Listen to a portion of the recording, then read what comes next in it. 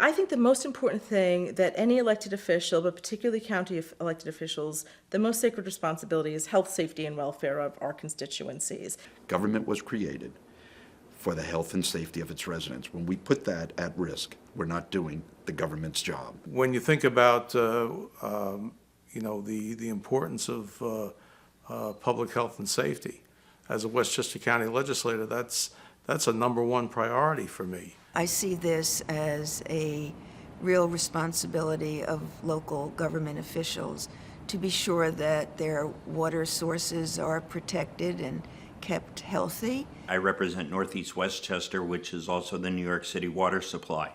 So it's very, very important that we address the issue, not just for Westchester's water, but for the drinking water of 8 million people. One big thing we take for granted is our drinking water. All over the country we do that. We turn on the tap and there it is, great water, especially where we live. I have well water, it's fantastic. People depend upon government agencies to protect them from things that they may know little about. What we're trying to do is to be sure that people are not taking anything toxic into their systems if we can help it. There's no margin of error. If either the chemical waste or the radioactive waste gets into your water supply, it's gone for generations. There's no margin of error, there's no second chance. The idea that you could have water tainted, destroyed by an activity that would make its way into our county and into our lives, either through the wastewater being trucked through here or by wastewater being spread on roadways as brine, that to me was the biggest issue, and the biggest issue that we had to be proactive about. They don't know what to do with the waste that they get from these enormous well pits and everything else. They want to throw it on roads.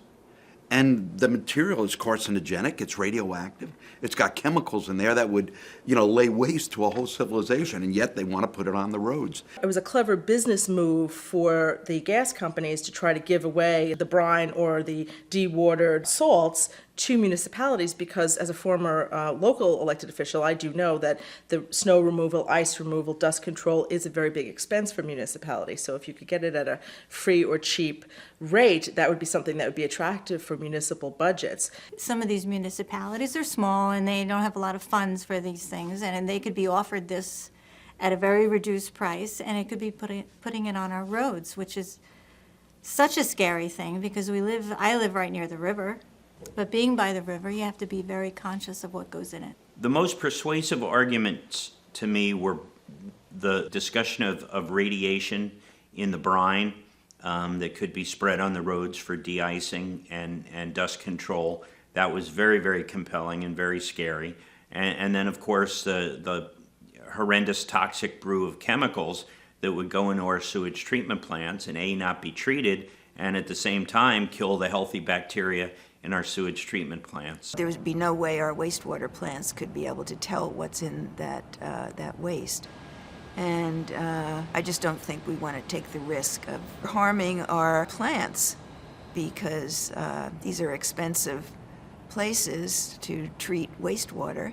When I listened to the arguments, there was kind of a suggestion that there was an equation here, like that this is kind of equal to that. But to me, the arguments to take action to protect health and safety far outweighed some of the arguments that I was hearing that had to do with economic benefit. We do have high unemployment in upstate New York, but when you're talking about uncertainty as to how you can treat the waste, you have to weigh those costs as well. I don't think that people who want jobs want to put their families at risk.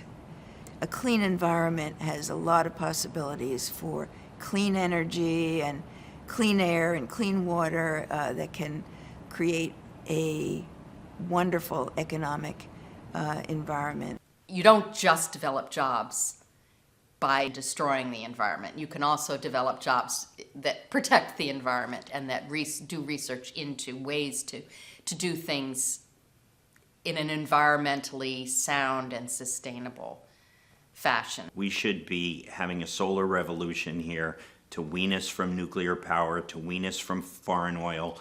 It's a public safety issue, it's an environmental issue, it's a national security issue. We have the technology. What we need is the will to do it.